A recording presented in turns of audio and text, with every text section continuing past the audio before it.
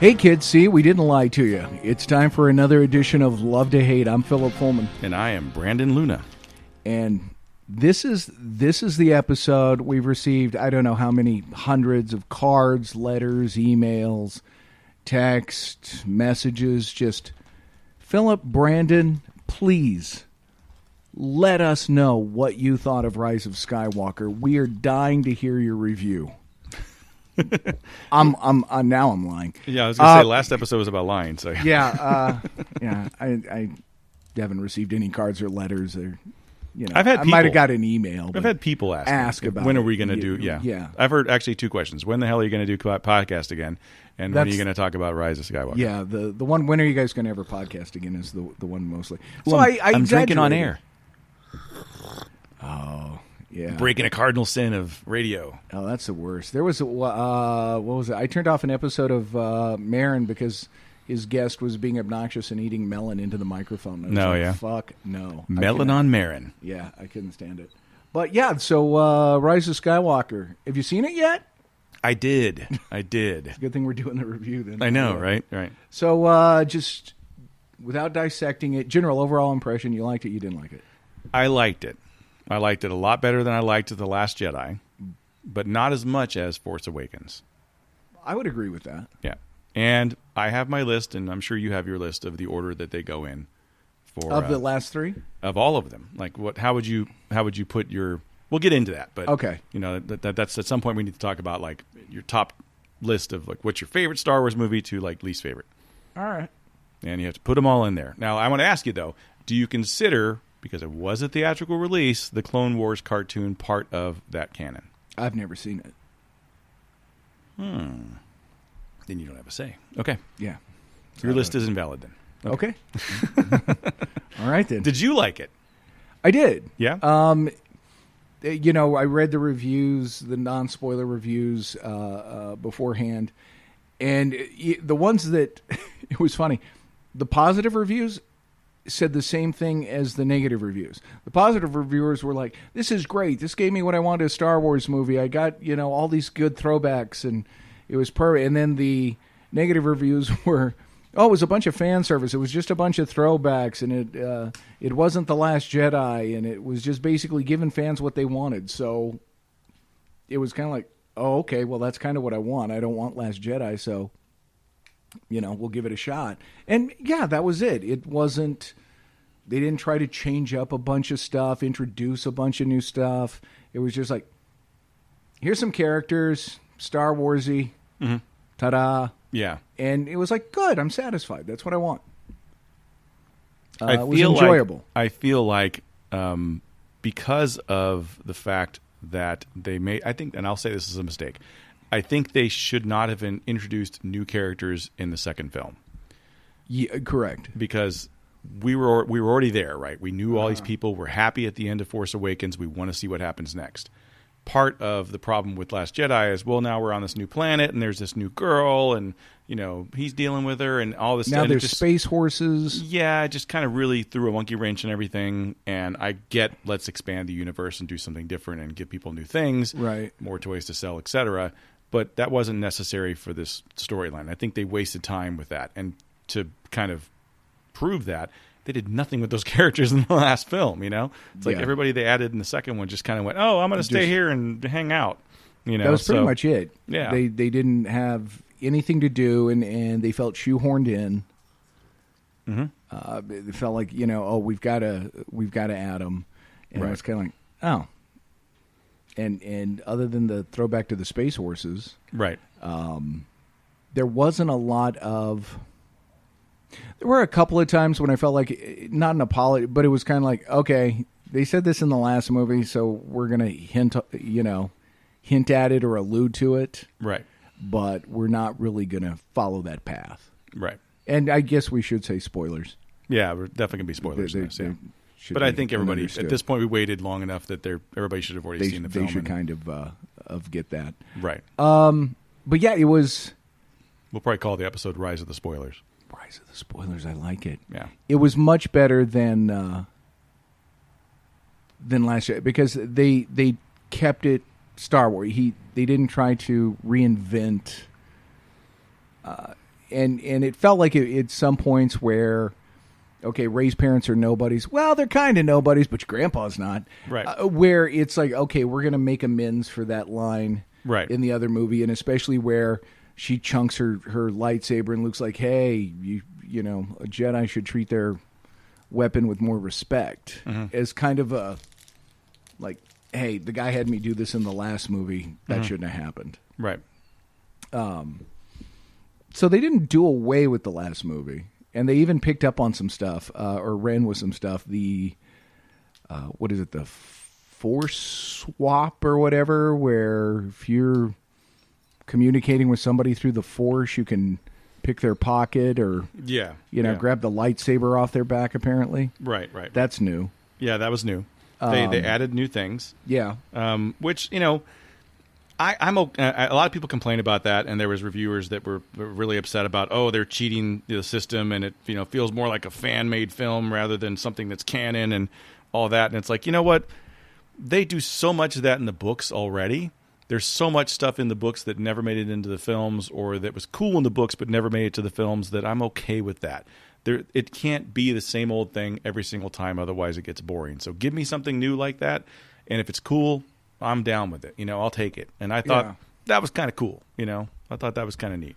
Yeah, because it at the time, really, what could you show with the Force? It was 70s, you couldn't really elaborate as much or show as much. So now they can kind of expand that. Plus, you got to figure Jedis have gotten wiser, smarter. Yeah, exactly.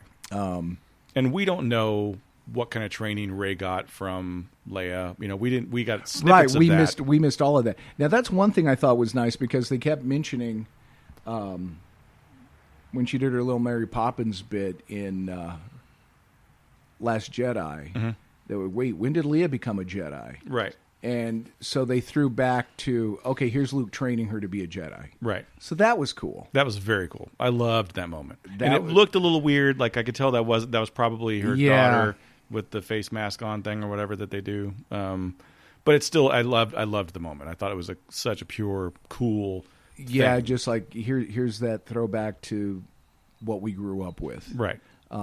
Disney, they go back and forth, because in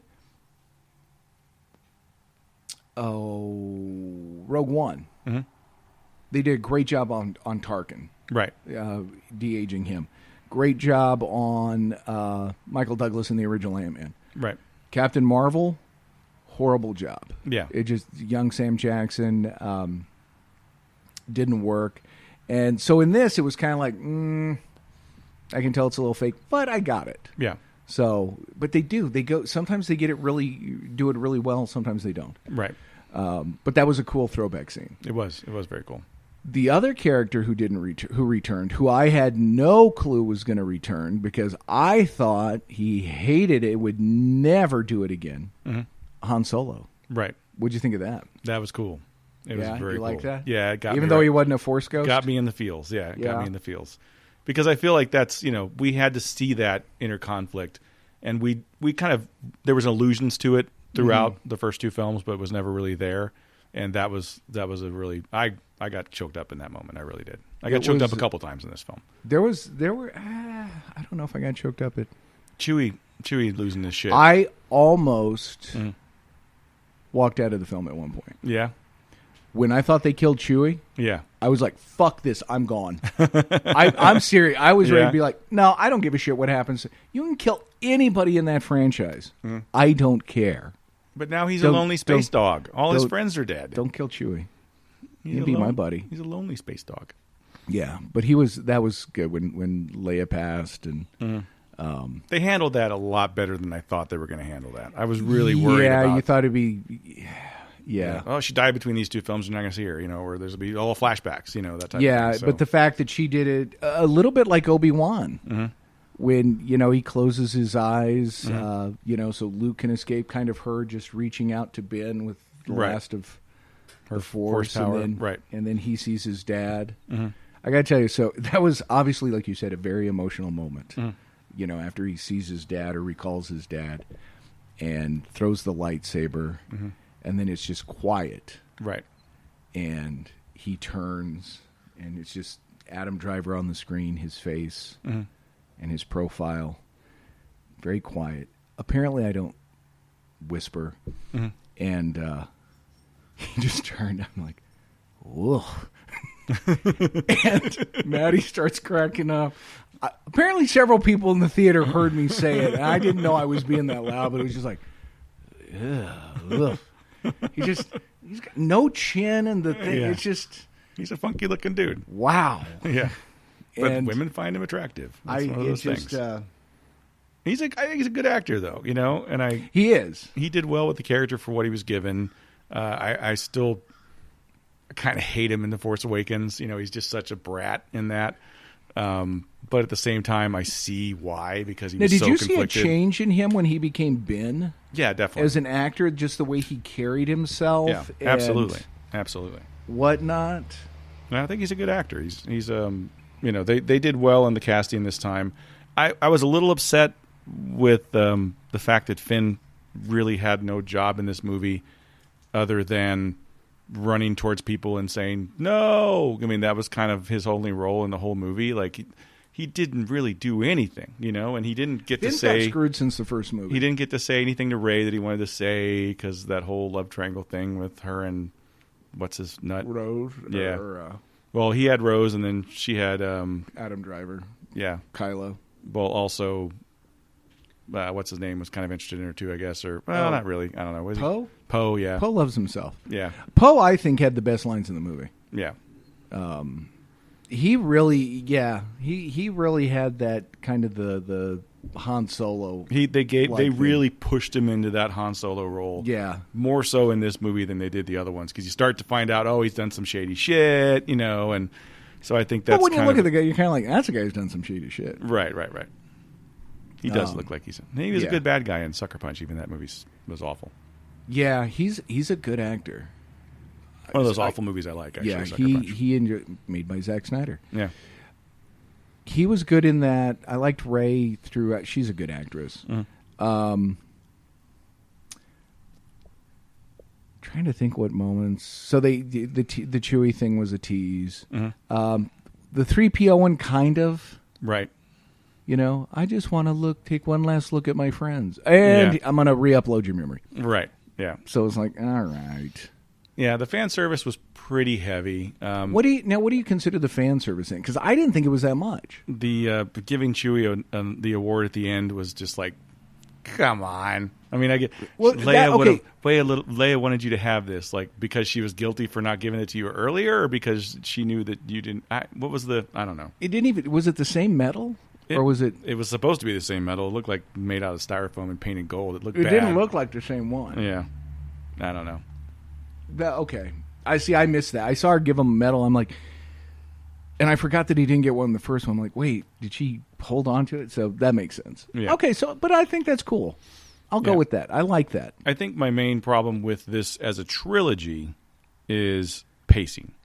Because the first film had a good pace, but it wasn't overly action packed. You had some character development. You had a lot of character. You had some development. ramp up time there, but the action scenes were fantastic. It was a fun movie, and enough fan service that it didn't seem too fan servicey, except for the fact that the plot was almost the exact same as New Hope. But I thought it worked, and I remember liking it when the first time I saw it, not liking it the second time I saw it, and then liking it again the third time I saw it. But Last Jedi, I remember walking out of that going fuck, seeing it again going fuck, and seeing it the third time going, just not. It's still not great. See, I remember seeing it the first time going fuck, giving you my tickets, and then never watching it again. I have no reason to watch it. It was stupid. Yeah. But I mean, you go from that first movie, which is pretty action packed and a lot going on, to the second movie, which is really slow. And then the third movie is just nonstop. I mean, the first hour there's no of that character movie development. Is just action scene after action scene after action scene. And I guess they felt like they had a ton to pack in. Yeah, and I get that. And it's a long movie. It's not short. 2.5 hours, yeah, something like that. So, and they did pack a lot in that. You know what else isn't short? The fucking trailers. 30 goddamn minutes of trailers. Mm-hmm. Why? It used to be 15 minutes. Now I got to sit here for 30 minutes, and it's not just movie trailers. Now I got to sit through ads. Right. And that's not just that's the pre-bullshit they show, like, hey, you're sitting here because you wanted to get here early. Yep. The movie starts at 3:05. Well, now from 3:05 to 3:35, we're going to show you upcoming movies. Right. Like, goddamn. Yeah. I don't need to see this many movie trailers. I don't care. Show my film. Right. God, that's annoying. It is. But they want to keep butts in those seats. Did you get the really super long trailer for that one movie that felt like I was in the wrong movie? Did you get that thing? what movie was it for? It was some bank heist thing or something. We had we went and saw it at the IMAX. So this was an IMAX trailer for this particular movie, and it was literally 15 minutes long. And it was basically like the first scene of the movie. So we're sitting there going, I was looking at my watch going, did we go into the wrong movie? Like, what the fuck is this? And then it finally ended. It's like, thanks for enjoying the first scene of so-and-so, filmed entirely in IMAX, coming soon to an IMAX theater near you. I'm like, what the hell was that? I didn't get that. It was really weird. I'm trying to think of I think there was a Maverick trailer. Yeah, we got the Maverick one. Behind the scenes of Maverick. We didn't get behind the scenes of Maverick. Yeah, we got that a little bit. AMC or Cinemark? Where'd you go? Cinemark. Yeah, I went to Cinemark. Yeah. No, I went to AMC. That's why. Okay. Because it was we were in Houston and it was AMC. Oh, there you go. All the Cinemarks were sold out. The AMCs had seats still available at the IMAX, so we went and saw it at the IMAX. I think it was we went like the second showing Christmas Day. Yeah, we were Christmas, and it was mostly empty, which was great. I think we went the day after it opened. Okay. And there were still seats available, which I was kind of surprised about. I was surprised we got seats for that on Christmas Day, but I figure it's early enough. Everybody's opening presents, so right, a good time to skate in. Right. Holly, you mentioned the Harrison Ford moment. It was. I liked it, but it was as a film. It was kind of like, well, that's weird. Yeah. Because it's not really a Force ghost. It's just he's having a conversation in his head, but sees his dad. Right. But I did so it was kind of like, oh, you just sandwich that in. But at the same time, as a fan, I'm like, oh, it's cool. You actually have Han in the last one and somehow got Harrison Ford to do it. But the thing that I did love is when he said, Dad, and he goes, I know. It's like he gets that line in one more time. Just like, that's all right. That's perfect. Yeah. What do you think of the kiss between Kylo and Rey? Least favorite thing about the movie. Really? Least favorite thing about the movie. They could have just done let's put our foreheads together and just realize, okay, yeah, we're good with each other. I'm glad he died. Yeah. I'm glad he died too. I'm not going to lie. 4 or 5 people in the row we were in giggled when he did the Force disappear thing. And then Leia did it too, and we just were like, come on. It seemed cheesy in that moment. It was too fast. It was way too fast. For me, I thought. Yeah. Because they kissed, he barely laid down, and Force then just disappeared. Yeah. Gone. Yeah. And then, for Leia to do it. Right. Yeah, that's a good point. Theirs was a strange... The way they played it up was like, oh, they have this strong bond. It's like, oh, they're brother-sister. It's a brother-sister bond. It's like, no, it's a different type of bond. It's like, okay. Why are they so close then? Why can she see him shirtless and hand him her lightsaber? Yeah. How did these two get so close? Close in the Force, I guess. They both had that something like next that. level. Like this is, Palpatine's daughter or granddaughter, I guess, and this is, the last Skywalker, basically. It was cool. She had the Jedi books that they showed that she kept the Jedi books, so that was kind of neat. Yeah, that was cool. That they didn't just let that part go, and that she had been training, and that it was Leia doing it. Right. Do you think we're going to get a Star Wars Marvel crossover with the whole Tesseract thing because they had those little Force cubes? Probably not. Probably not. It might be. Yeah, no, it did suck. As a fan, you're like, oh, cool, and then you realize that's stupid. Right. But I liked that they they really went full bore, and I don't know if you know this or not, but when he was hearing all the Jedi voices, they even went as far as like Freddie Prinze was in there doing his character's voice from the Rebels cartoon. I knew there were different voices, but I could not make them out. They weren't audible to me. So they went way back. They went even into the side stuff and pulled, Obi-Wan was in there, obviously, So Ewan McGregor or Ewan McGregor. Alec Guinness? Yeah, Ewan McGregor was in there. Did they have what? Did they have Liam Neeson? Hayden Christensen's in there. I don't know if Qui-Gon was in there. I would have noticed his Sam voice, Jackson in there? Sam Jackson was in there. I didn't hear the word motherfucker. Yeah, right. Use the Force, motherfucker. Right. I don't know. But they did have a lot of people in there, and they went pretty deep with that stuff, so that was kind of cool. Wedge Antilles shows up. Mm-hmm. That was very cool. I was very happy about that. That was some fan service too, and then I think yeah. what's cool, his name? but it wasn't. It didn't hit me over the head like, hey, we're going to cram this in and beat you with it. It's just like, here's a pilot and it's Wedge. It was like, okay, that works. Right. So that didn't bother me.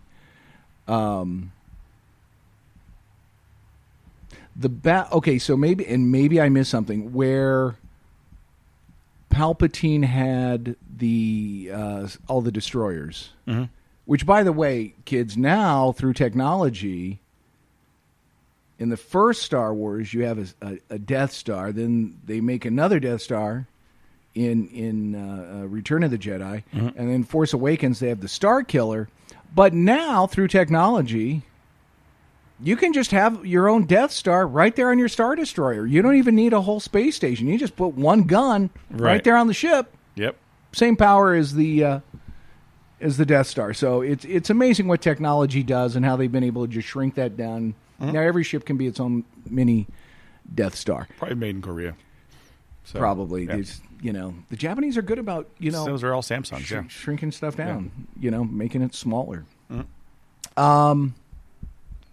But where he had the Star Destroyers, is that like in a Atmo bubble?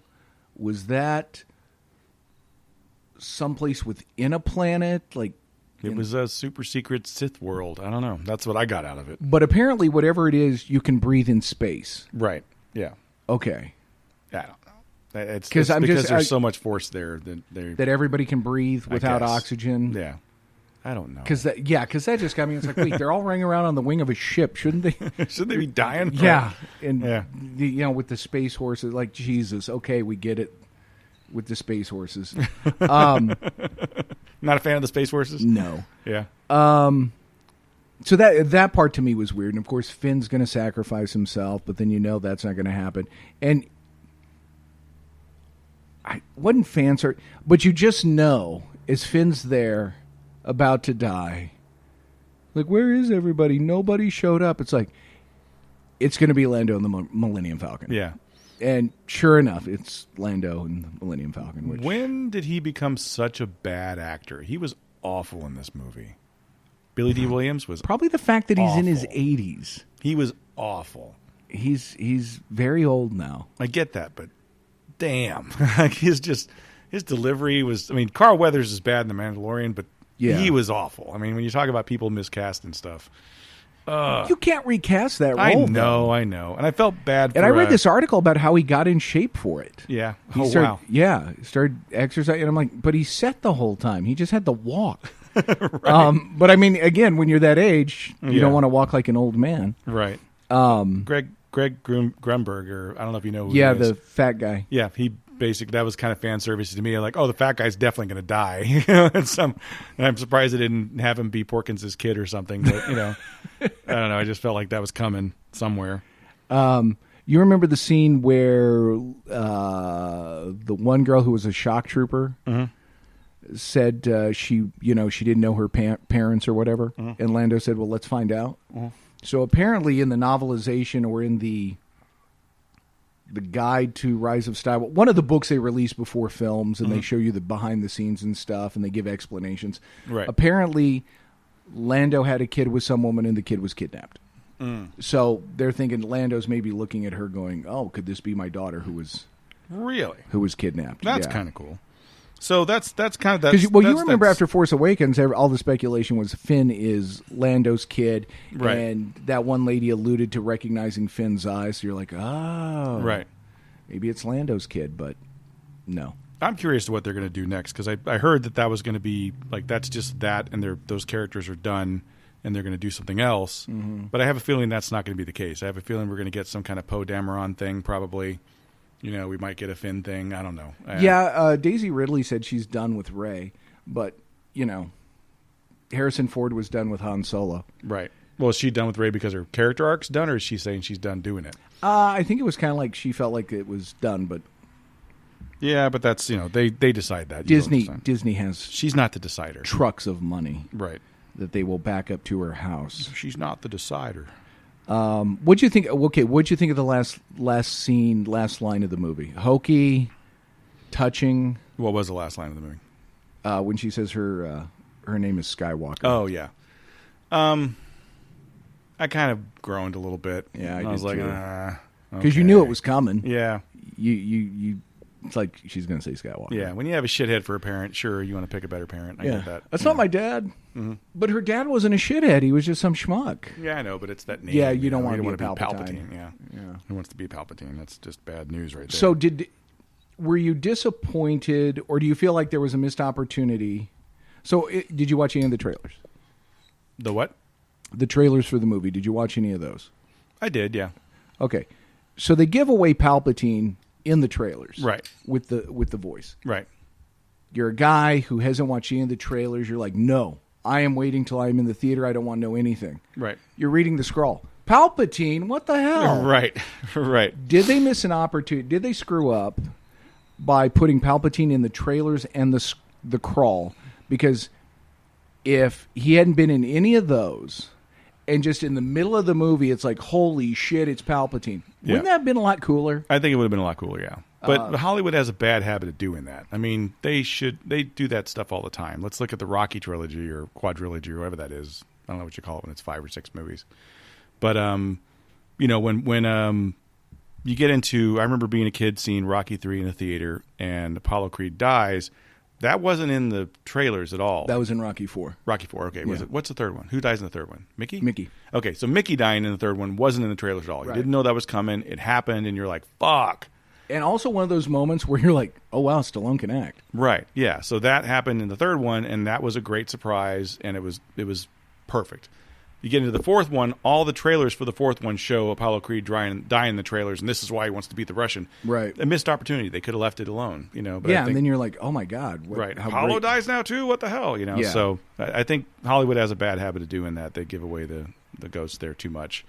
And I was a little upset about finding out about that too. Plus, having it in the crawl, I mean, they just kind of gave away everything in the crawl. Yeah. That's probably my least favorite Star Wars crawl of all the Star Wars crawls. Oh, yeah. They could have, again, for people who didn't see the trailer, mm-hmm. it would have made the movie much better. Right. Or much more enjoyable. Because it wouldn't have been as special to if you heard rumor, by the way, Harrison Ford came back. Mm. By them keeping that so under wraps, it was like, well, that was a cool moment. Yeah, it was a very cool moment. Yeah. Maybe it's just they're weighing their balances. It's like, this will still be a cool moment, but we're going to give away this one because it's pivotal to the story and it'll get people in the seats. And you will get people in the seats for Star Wars no matter what. And I think if you locked it down and said nothing, people would be like, what the hell? I have got to see this because I don't know anything about it. You say that, but Solo was a big failure. Yeah, but it wasn't because they didn't give anything away. It just sucked. I thought it was okay. I liked it. I don't know. The second time I watched it was better, but that guy he's not Han Solo. No, he's not. That thing has so many. Yeah. There's elements of it I liked. I still am a big fan of Rogue One. Out of all the stuff they've done, that's my favorite of them all. Because again, they didn't kiss at the end of the movie. They didn't need to. There was nothing there that said they had to. They just said, we're fucking dying. We do what we need to do, and we're good. And it was just it was a hero's ending. And yes. that was the best. And that's what they should have done with Rise of Skywalker. They should have just let them, touch foreheads, knowing look. At that, they don't have to kiss. Right. Yeah, her going back to Tatooine, they could have left out my name's Rey Skywalker. Right. During that scene when you have the Force ghost of Luke and Leia, did they not look screwed up? Yeah, they looked weird. Yeah. It was like they're little hunchy people. Mm-hmm. It wasn't like, oh, it's young Carrie Fisher and young Mark Hamill. It's like, oh, they look bizarre. Mark Hamill looks weird old anyway. I don't know if the beard, he's got really small shoulders, so he just looks like he's all beard. See, that was the thing in when she went back to the Jedi planet or whatever, where she last saw Luke. Mm-hmm. He didn't look right. It was like, wait, he's all head and there's nothing. It's like, can't you pad the shoulders? Right, fill him out a little bit. Yeah. Something, because he just looked weird. Yeah. Yeah. Didn't age super well. They still really the beard helped. Never. That's not even a word. They still really never explained the whole Snoke thing. Like that just kind of Snoke. Yeah, Snoke, whatever. Yeah, just never. It was just he's just there, and now he's not, and okay. Just another pawn of Palpatine. Yeah. Now let me ask you this, because I've heard ideas of what this is. Who the fuck were all those people on the Sith planet that were like cheering on Palpatine? I don't know, because I've heard people say that they felt like they were Force ghosts of Sith that were giving all the power to Palpatine to get him to rejuvenate. So that was kind of what I thought is, they're some form of, maybe they're his worshipers and he gets his power from them. Like they're alive, not that they're dead, but that he does get his power from them. Yeah. But that was kind of weird. All I could get out of it. Yeah. It was like, why does he need all these people around? Right. It didn't make a lot of sense. His power levels seemed odd. Mm-hmm. Like he was able to take out all the ships. Right. It's like, that's a lot of power. Yeah. And then you had that same moment, and I feel like this is where I'll give Rain his due. Rian? What was his name? The guy who directed the second one. Rian Johnson, yeah. I'll give him his due because he didn't go after Empire. There's nothing really in the second one that says Empire Strikes Back, right? But the third one, you had that moment where Palpatine's killing everybody. He's like, oh, your friends are dying. Do it. It was just like the exact same moment from Return of the Jedi. Yeah, that took me out of the film. Yeah. Because I was like, wait a minute. Right. Then you had Ewoks, too much? I don't know. I was okay with it. At that point, I was just like happy that it was done. It was just a shot from the back. Okay, just a little, hey, look, kids, Ewoks. Yeah. It didn't, it wasn't too much. Right. There was no Naboo with Gungans going, Misa Likey, so that was fine. Oh, God, yeah. That would have been just the worst. Right. The Ewoks didn't bother me too much. Overall, like I said, I thought it went very fast, so I didn't feel, we talked about for an hour after. Right. And then after that, it's like, what's for dinner? Right. You just don't think about it. Right. Again, I'm not a kid, though, so you're not going to sit there and just, oh, my God, and this and that, You just do it for podcast. But it was over because there wasn't anything emotional. It was just very much just action, action, action. No character development, no moments. Carrie Fisher's going to die. Right. And you're just waiting for it to play out. But, yeah, you never had a scene where you had any just – maybe the scene with Han and Ben. Or Han and Kylo. Right. That was maybe a little bit of character development because you saw, and again, tip of the hat to Adam Driver, he played the character completely different. His mannerisms changed, his walk changed, his look changed. Everything changed when he became Ben. Right. He acted like a different person. And that I liked. But again, based on that moment, thinking about his dad, and I knew he wasn't going to die because it was too quick. Right. And Rey did it. Mm-hmm. So it was just, okay. He's probably not actually going to die from his wounds because I've been a big fan of killing Kylo since he killed Han Solo. Right. But I just thought Chewie should have the honor of killing him. So I don't know. It was a redemption tale, kind of, which I get sick of those because, look, everybody can be redeemed. But he, I guess he turned back into a good guy and then he died. So at least he's dead. Because I felt like he needed to die. And I remember seeing Force Awakens and going, okay, this is going to be Kylo's redemption story. He's going to be the one that gets redeemed at the end. And if that happens, I'm going to be pissed about it. But by the time it happened in the third one, I was kind of okay with it. Just kind of, I guess there was enough in between. Bygones are bygones. Right. And, his dad forgave it. And that was almost I guess they paid more tribute to just the way he holds the lightsaber and the conversation and how close they're standing. Mm-hmm. That it was more of a tip of the hat to, okay, if he had a chance to do it all over again, maybe these are the things he would have said to his dad and whatnot. Right. That was because it was almost the same moment too. Yeah. Yeah. It was a cool battle on the remnant of the Death Star out there on the water. That was pretty cool. Yeah, it was. But again, opposite of the battle, like with her and him fighting, it was like, okay, let's take the same Jedi battle that Ben and Anakin had on the lava planet and put it on water. Basically, it kind of felt like that was a little fan servicey there too, to me. But better. Yeah, it was definitely better. Yeah, more well done. yeah, And they alluded to that probably in the. I was wondering that in the last episode of Mandalorian, which if anybody's watched or watching that, spoilers,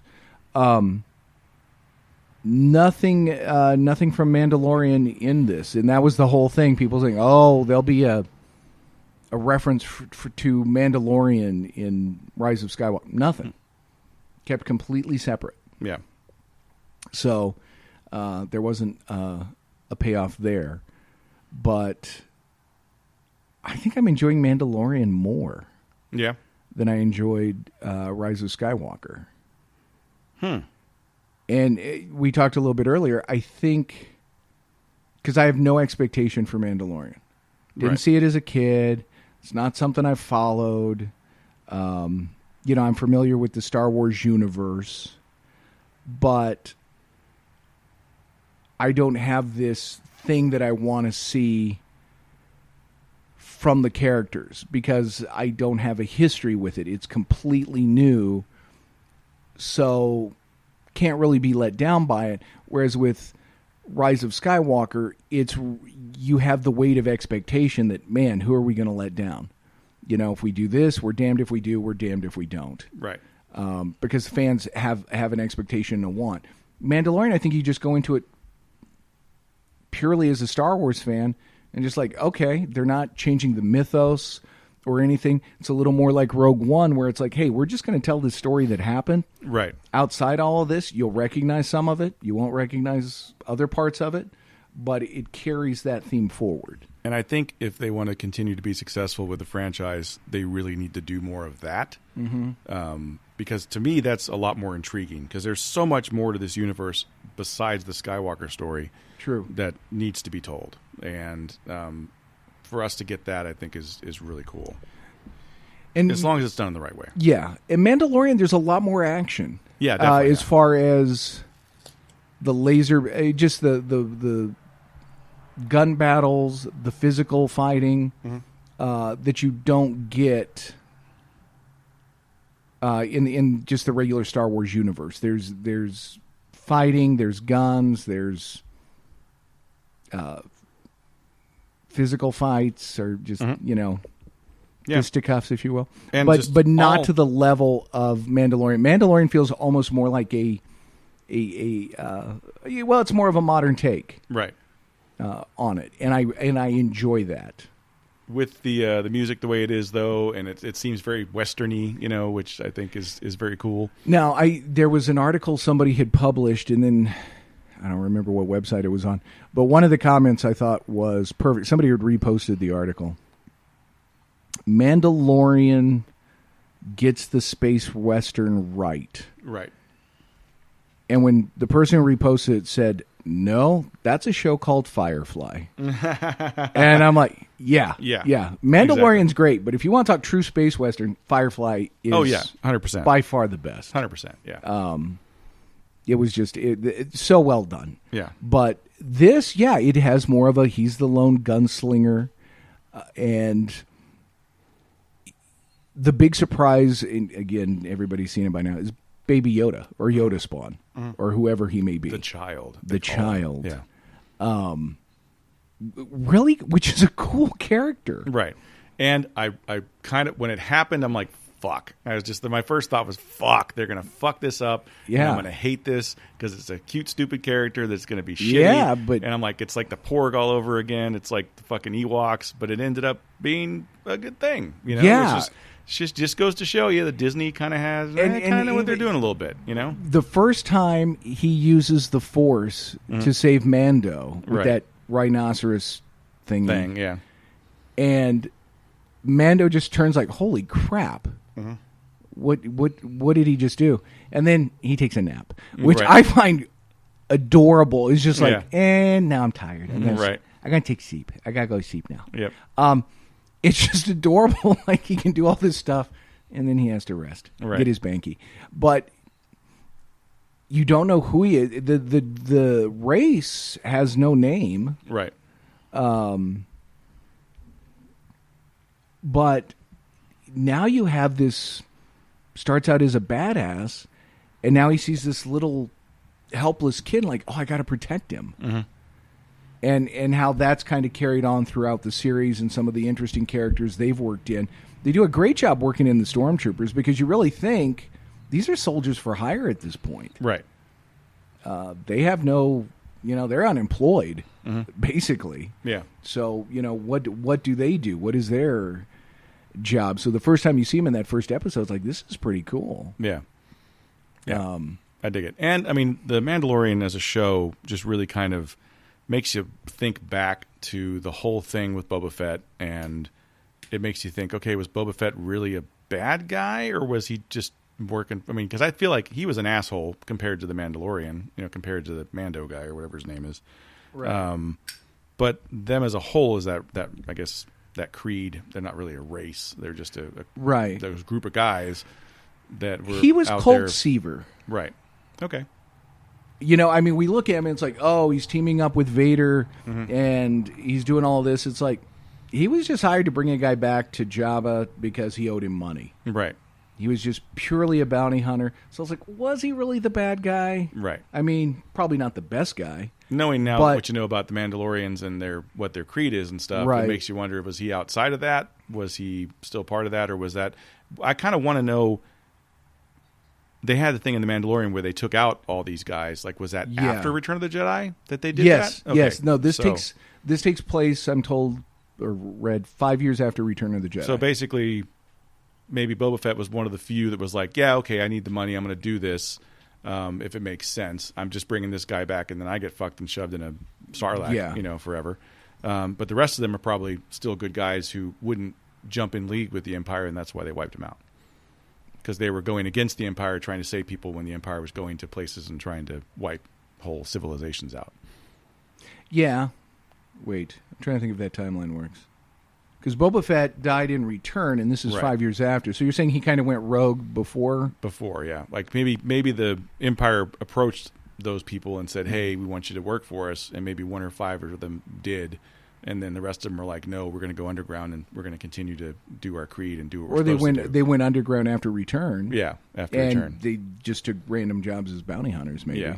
But then you had that scene at the end of The Mandalorian where they went, and spoilers again, went down and, they showed how he got taken as a child by one of them and brought up. So again, going back to the whole Native American thing. Yeah. Are they kind of the Space's version of the Native Americans? Because they were just kind of doing their thing and being groovy, and all of a sudden people come over and start try to take fucking over with them. Yeah, they're just trying to protect people that they think need protecting. Yeah, that's true. Now, how does this? And again, because I half-ass paid attention to the prequels. Jango Fett, Boba's dad, is cloned, right? And that becomes all the stormtroopers in Clone Wars, right? Right. And they base that armor based off the Mandalorian armor. Right. So the current Mandalorian's not in any way related to those clone things. No. They're all just different people who've taken the creed, right, wear the armor of the Mandalorian. Right. Okay. Just wanted to be clear on that because I'm like, how does that play in? But one of the theories I've heard about who Baby Yoda or Yoda Spawn is that I guess they said he's 50 years old. Mm-hmm. That's 5 years, and the show's 5 years after Return of the Jedi. Right. That maybe Yoda was cloned around that same time, which would have, I think, worked out to about 50 years. Right. So this is actually a clone of Yoda. Yeah, that's kind of what I'm thinking too. Or that there was that female Yoda-looking Yaddle. thing, in one of the prequels. Yeah, I think it makes more sense he'd be a clone. I think it makes more sense he'd be a clone as well. Yeah, and less stupid. Right. And then, so everybody talks about Yaddle being the only other green thing that looks like Yoda. But at the end of the end of Revenge of the Sith, when she's having her funeral, there is a guy, a short person, dressed with the ears and everything, looked like Yoda, but he was pink instead of green, and he had like a scar on his face. I'm like, is that the same race, or is that a different race because he's not green? Huh. So no one's ever talked about that. And that was Revenge of the Sith? That was Revenge of the Sith, yeah. That's when they're doing the funeral for her, and they're going, and then for Padme. Oh yeah. And what's his name is standing there Palpatine standing there doing his thing. Like right next to Palpatine, there's a Little- small person dressed as Yoda. Looks like Yoda, same ears and everything, but he's flesh colored. So, Huh. so I don't know if that's part of that thing or not as well, or I don't know. So that always kind of bugged me. I'm like, no one's talked about that yet. So, Interesting. but I can't imagine Yoda got busy with Yaddle. Maybe he did. I don't know. I don't even want to think about it. Yeah, Immaculate Conception. there you go. Now that last episode of Mandalorian, the lava, that reminded me of Revenge of the Sith, Yeah, where they were having that battle with the horrible dialogue. yeah. And they brought in the battle droids from They did. the first trilogy, I guess, or the second trilogy. That's the first trilogy, whatever that is. Yeah. The Shame trilogy. The shame trilogy. That's a good way to put it. Yeah, IG-88 I love. Because, again, one of the bounty hunters you saw briefly in Return or in Empire. right. And now you can feel like, that guy's a badass. Yep. Totally a badass. Yeah. So that was really cool that they were able to bring him in. Yep. And that was IG-11 technically. Oh, IG-11. Okay. Yeah, but it's still an IG, which are supposed to be a IG hunter, unit, yeah. a hunter group. So that was cool. So I'm assuming that the stormtroopers, or I guess the forest troopers that were beating up Baby Yoda, Yeah. those are not clones. Those are just guys for hire or people that they've Yeah, taken because at from this point, places. isn't this they're already capturing people? Well, Yeah. maybe that's what it was. They were capturing people, and when the Mandalorian, when his folks were captured and whatnot, maybe that's what they were doing. They were stealing kids and turning them into stormtroopers Right. already. That one looked like it was going to kill that kid, though. It looked like he was going to kill the Mandalorian when the Fett jumped in and Oh yeah, did their thing. or the Oh, that's Mandalorians. true. So I don't know, but yeah, I mean, it's Mandalorian is a great show. Gina Carano finally gets to do something with Hollywood and actually make a difference. I thought she's she did actually great. good in this. It fits. She's great, and I I don't know if you know her arc in Hollywood, but she did that one movie Haywire. You know what? Haywire wasn't too bad. Here's what I loved about Haywire was, and granted, she comes from the MMA or from the UFC. She was like Ronda Rousey before Ronda Rousey. She was like the first name. Right. And but better looking. Yes. Her dad, Glenn Carano, number 18 for the Dallas Cowboys, third string behind Staubach and Danny White. So he was a Dallas Cowboys quarterback That's cool. during the 70s, maybe early 80s. But, yeah, they even replaced her voice in Haywire. That wasn't even I her know. voice. That's what I was going to But say. they do that first fight scene. The fight scene she has in the hotel. Fassbender. Yeah. Yeah, the way they shot it was they didn't do quick cuts. They did the camera back, so you got to watch the full fight, Yeah. which I thought was fantastic. That's old Hong Kong cinema influence there. Yeah. Yeah, it wasn't the Bourne trilogy Quick. fight scenes where it's like, Yeah. wait, can this guy really throw a punch and everybody looks badass, but you can't see anything? Right. In this, it's like, no, this is a fully choreographed fight, and what makes it, and what sells it, is really the fact that she can do these things. Yep. You know she can actually fight, so she's going to be good in the fight scenes. Right.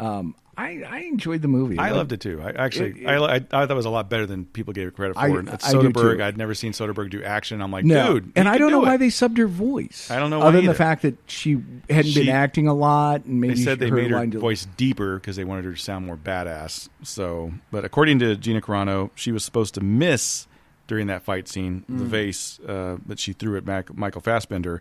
But they both had an adrenaline rush. They were filming. It was one take, and she smashed it against his head. And she said he's crazy and he loves that shit, and he had no problem slamming me into shit after that. So, yeah, They were really going at They it. were really going at it, which is great, So I think she has a lot more, and wasted potential. I think she has a lot more potential in Hollywood to do different things. Yeah, And it's nice that she's getting her due. she was good in Deadpool. She was, yeah. But yeah, that right now she's in a lot of, I think, direct-to-video cheesy action flicks with washed-up people. Yeah. But she's good in this. Yeah, she is. And again, believable because, okay, here's somebody who can really fight. I don't know what a shock trooper is. Yeah, neither do I. Which one of those? It's, I guess, some variation of the stormtrooper, but she was one of those. But no, she's great in this. I was worried they were going to kill her off too soon, or I'm assuming they're going to bring her back for season 2, I'm sure. Yeah. and maybe Apollo Creed as well. Yeah. He needs to lose his hand, though, so he can have the fake hand like he did in... Happy Gilmore. yeah. And have an alligator chasing him the whole time. Little space alligator on all four. Like, His delivery is more suspect than hers, I think. the line after Mando saves the day, impressive, very impressive. It was just like so badly delivered. That whole little thing he said there was just bad. But I did love the make him do the hand thing. Like, That was do the magic hands. Do the magic Hey, hands. little baby, do the magic hand thing. Like That was great. Not going to do it. And fans got to see Mando with his helmet off. Yep. Which they had been, everybody's like speculating on and Yeah. whatnot. So you finally got to see him, and then you're like, oh, it's the guy from Wonder Woman.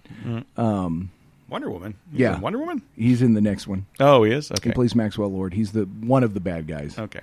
In See, the I just mix. knew him from what do you call it? Game of Thrones? and he was also in The Kingsman, the second one. Okay. He was he's Max Lord in in Blonde in in Wonder Woman. Gonna be weird. Yeah. Okay.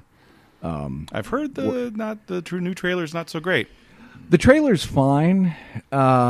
What's weird? There's a rumor like, okay, the script leaked, and here's rumors from the script. But then you also hear they did one of the audience screenings, like, hey, what do you guys think of this film? And that some of those people were like, hey, here's what happened in it. If some of that is true, it's gonna suck. Because just the things I read, like, why? That's a horrible idea. Yeah.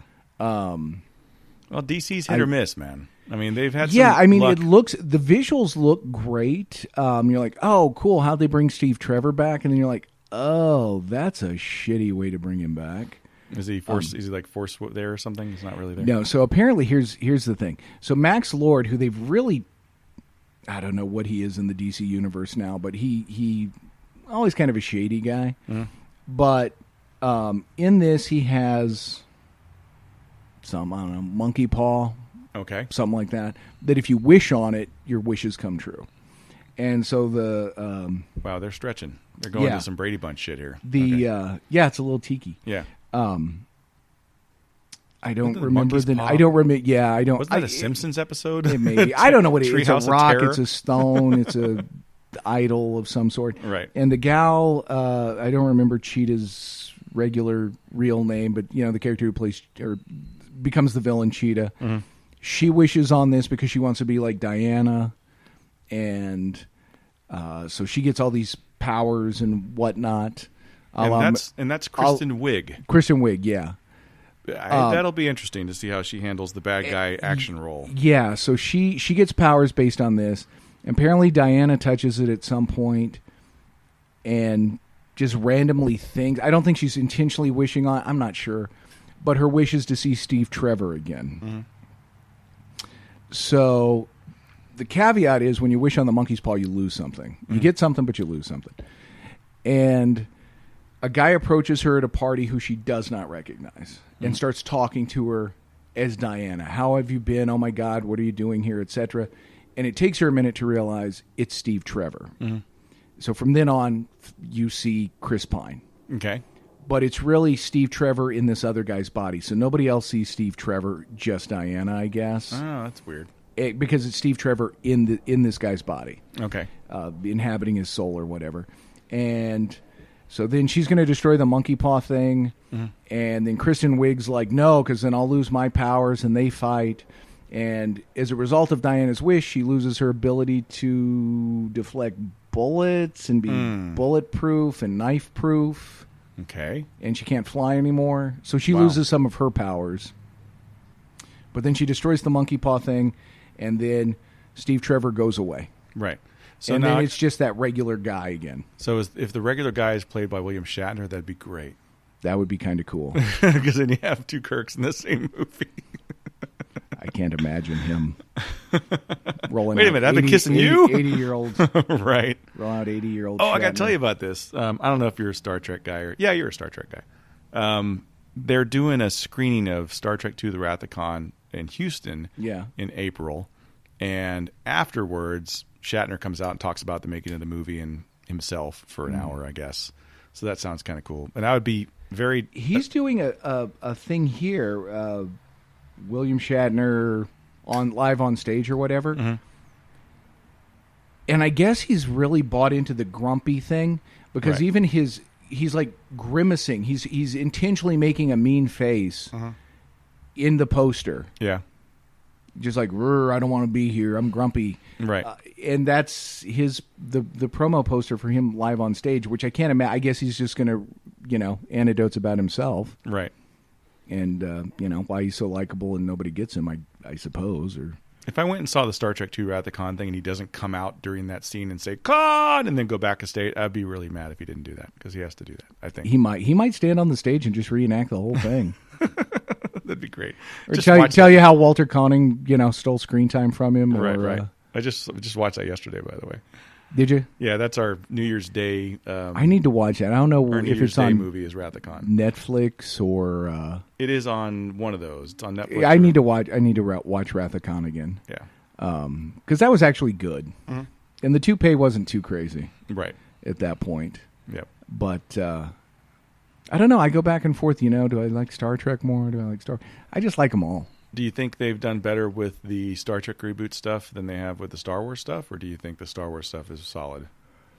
It was J.J. Abrams both times. Up until the last, I did not like the last Star Trek movie. You didn't? That was come on. You've got and I love the Beastie Boys, but putting them in the trailer, Yeah.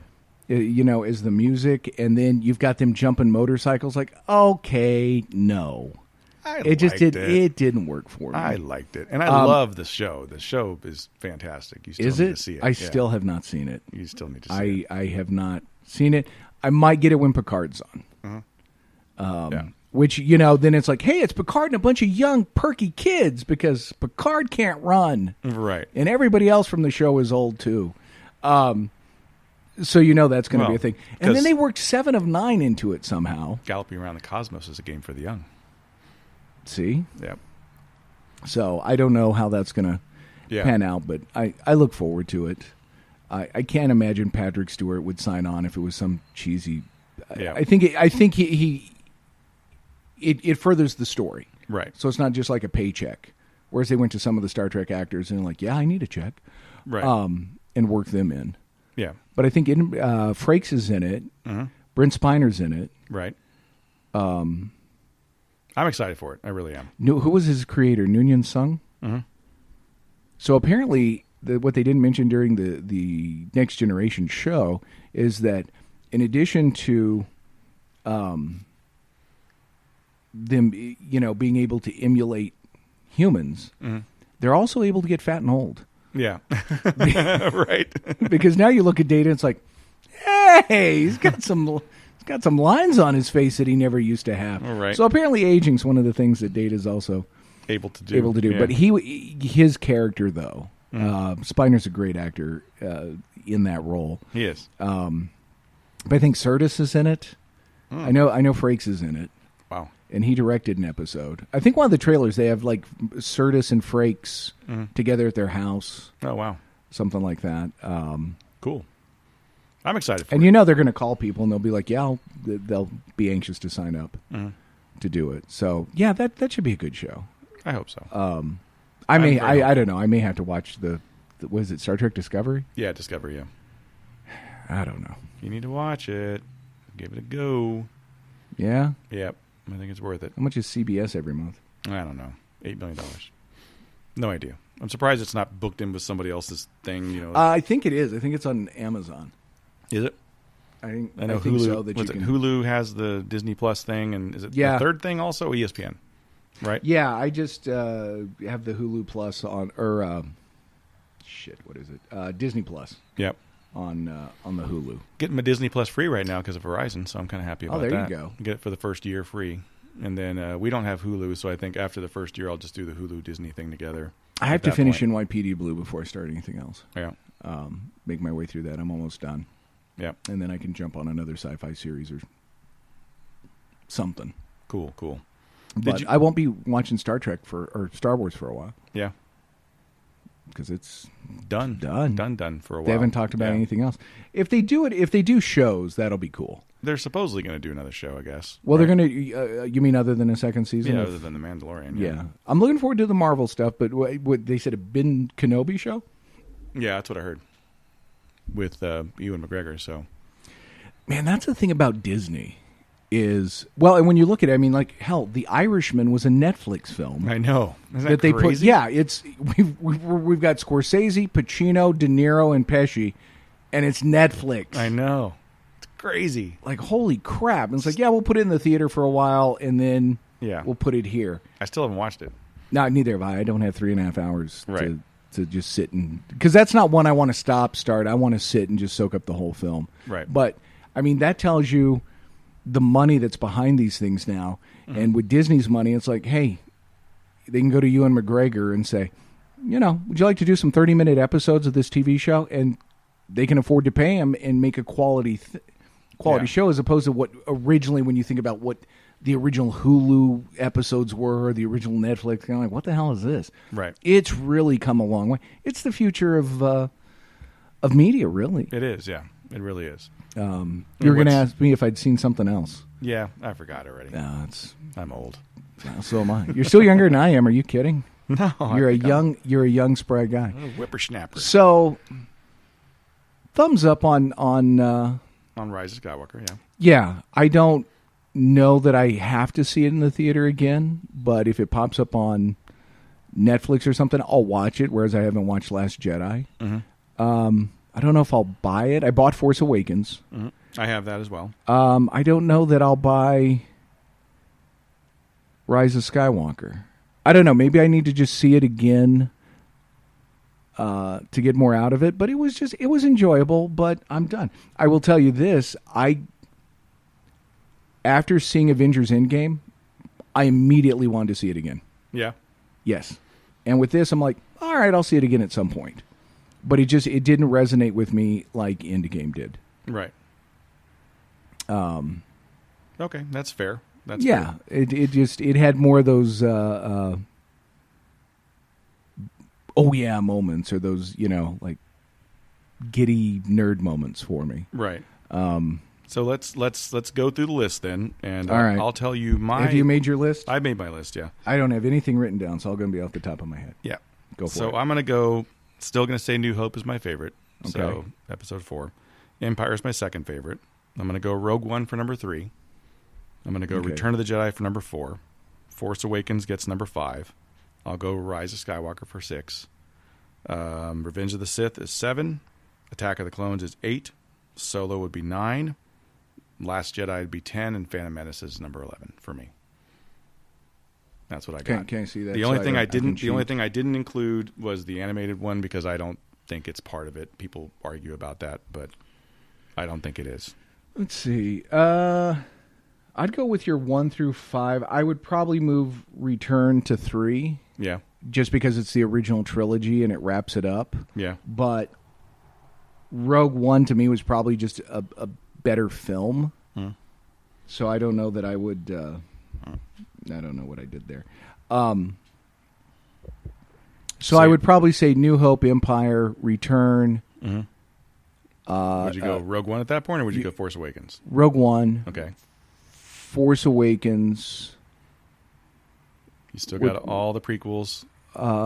Solo. Oh, okay, so you go Solo after Force Awakens. Okay.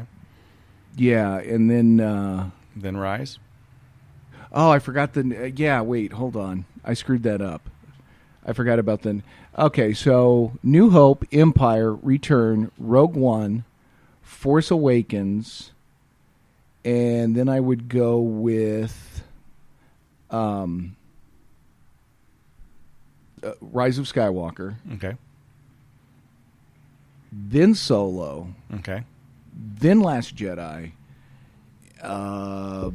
Shoot. And then all you have after that is the prequels. Revenge of the Sith, was that the last one? Yeah. Basically take the prequels and put them in reverse order. Right, yeah. That's how I would do it. Okay. And I could honestly move Rogue One into number 3. Yeah. But I just like the original trilogy right there, because that's really what I enjoyed as a kid. And right. And I think Empire is probably the one I watched the most. It's probably my heads up. I probably watched New Hope.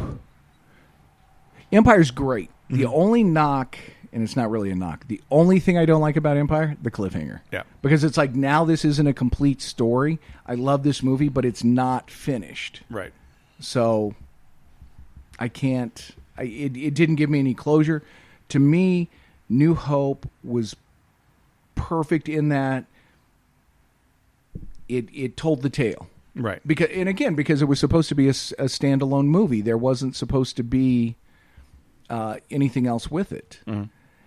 And so I love that about it. So New Hope's probably just for that reason alone my number one. Plus, that's the one that started it for me. That was the one that kicked me off into being a Star Wars fan and loving the characters. Mm-hmm. The rest of it was all just, icing. Right. It's like, wait, I get more of these characters in Empire. I get them again in Return. Right. This is perfect. I love this. Yeah, that was just my childhood. So I have to go with that. And the prequels. Yeah. It's hard for me to watch those. I don't. Yeah. I just the everything about them is so bad, and they didn't have to be. Yeah. They could have been. There was elements of them that I liked. I thought General Grievous could have been a really cool character, but he was just such a coward all the time and just always running. When you look at it as a story, you're like, okay, as a story that could be good, or as a plot, but you need somebody to write the story to go with it, right? And you've got too much CGI, right? It needed to be one of those where Lucas wrote it. Here's my story. This happens to this character, this happens to this character, these things happen, and then somebody comes in and writes the script. Right. Lucas shouldn't have wrote the script for it. I still really enjoy the Samurai Jack Clone Wars cartoons they did between Attack of the Clones and Revenge of the Sith. Yeah. Have you seen those? Okay, so those are pretty fantastic. So, again, very fast-paced. They were 5-minute episodes on the web. Okay. And then they ended up putting them on DVDs or whatever. But I have a fan edit version where they cut them into one movie. And it's a little bit under 2 hours. But it's better than all the 3 prequels put together. All right. You get introduced to General Grievous. I think you gave that to me. Yeah. I gave it to you at some point. You need to watch. I also gave you Punisher, which you need to watch and get back to me, son of a bitch. If you even know where that is. I know exactly what shelf it. I know exactly what shelf it's on, and it's not on the shelf like standing up with the movies. Mm-hmm. It's laid down flat aside to indicate it is not one of my own. Okay. So that it does not get mixed in. Yeah, but that Clone Wars thing. So this is what I hated about what they did to General Grievous, because I saw that Clone Wars thing before I saw Revenge of the Sith. And I loved the character. General Grievous is a badass, and the whole in that series, they show him hunting down and murdering the Jedi and collecting all of their lightsabers. So this guy is a badass, and as he's finally, he's going after what's his name, Sam Jackson's character, Mace Windu. And they have a big fight, and he's running away from Mace Windu because he can't beat him. Mace Windu's the one that crushes his chest and fucks him up, so he's coughing. Really? And that's part of that animated thing. And all you see is, when you don't watch that and you just go straight from Attack of the Clones to Revenge of the Sith, there's this weird robot guy that's coughing. What the hell's going on there? You don't know what that's about. So that was a weird thing for them to put that in the cartoons, but not in the film. They do that a lot, where they're relying on you to go to material outside of the film to fill it in. They do that a lot with comic book movies, right? Where Marvel, DC will do a story that leads up to the movie or that took place between the movies. It's like, well, hell, if you haven't read it, then you're scratching your head going, why is that happening?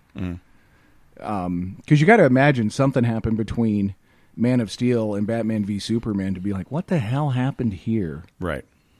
There's tons of stuff. I don't know if you've seen his stuff online.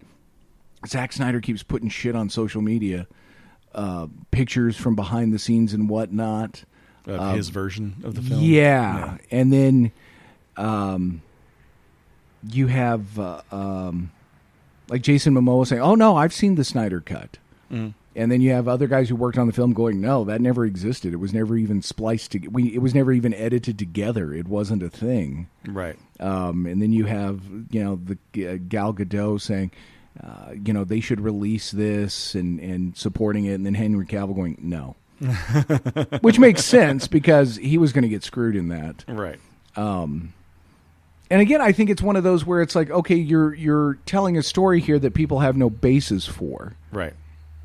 And Batman v Superman the Last Jedi of those DC movies, because you bring in somebody and it's like, I'm going to tell something completely different. Right. And for just the average fan, they're like, wait a minute, this makes no sense. I don't get it. Because you're wanting to tell this different tale than what people are expecting or what they're used to from the characters, and it just doesn't work. Right. I mean, if you want to set that up, that takes some time to, well, why is Superman bad? How did we get to this point? Why is he... it just, none of that worked. Yeah. So, yeah. Disney's definitely better about handling that type of stuff. And I think Disney has probably put the brakes on a lot of that outside source stuff that you're supposed to go to. Which I think is smart, because, the average viewer is not going to do that. The nerds are going to do that, but not the average viewer. I think they have a better idea of what their fans want and give it to them, which people complain about.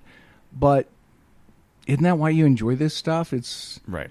I'm going to go see this movie about these characters I care about and enjoy, and then it's like, no, we're going to give you something completely different. Yeah. It just it makes no sense. Or unless you set it up as an Elseworlds or something like that. So, right. But yeah, he's still out there wanting to release his shitty take on Justice League, which sucked anyway. It did. But there was a picture of Henry Cavill as Superman during the reshoots. Oh, yeah. With the mustache. Yeah. And honestly, the smart move, they should have just let him grow in the beard. Right. Because there's been enough issues of Superman where it's like, hey, because when he came back from the grave, he had long hair. He had the super mullet after the original Death of Superman in the comics. There's been times he's gone out into space or whatever and grown a beard. It would have looked so much better to have him come back with a beard. Right. And like, wait, why does Superman have a beard? Than to do that CGI lip thing that just looks so bad. He would have looked normal. It would have been different, but it wouldn't have been stupid looking. Right. And as you and I both know, just beards are what handsome men wear. Right. Beards for the win. It's not to cover anything. It's to enhance. Right. So absolutely. Yeah, Kylo probably would have looked better with a beard. Yeah, it would cover his weak chin. That is true. Or lack thereof. No chin. Yeah. I mean, that's exactly. Yeah, that is that's just a weird thing. But he's a good actor. He is a good actor, yeah. And that's really, at the end of the day, all that matters. Right. Well, kids, if you sitting here drinking out of my AT-AT mug, my Brandon Falcon let mug, me drink out of. If you haven't seen Rise of Skywalker, go see it, and then text us, write us. Oh, we haven't been telling people where to write us and stuff. No, we haven't. It's been a while. Yeah. But yeah, tell us your thoughts on Rise of Skywalker at the following social media websites. Well, you can find us on Facebook page and like us there. You can find us on Twitter at Love to Hate Pod. You can also find us on Instagram at Love to Hate Pod as well. Send us your comments, questions, concerns. If you have anything you want us to cover, let us know, and we'll try and put it in the mix there. You can also find Brandon and I at various cigar shops throughout the Dallas-Fort Worth area. Thanks for sticking with us, kids. Will we be back next week? Hell if I know. We'll talk to you later.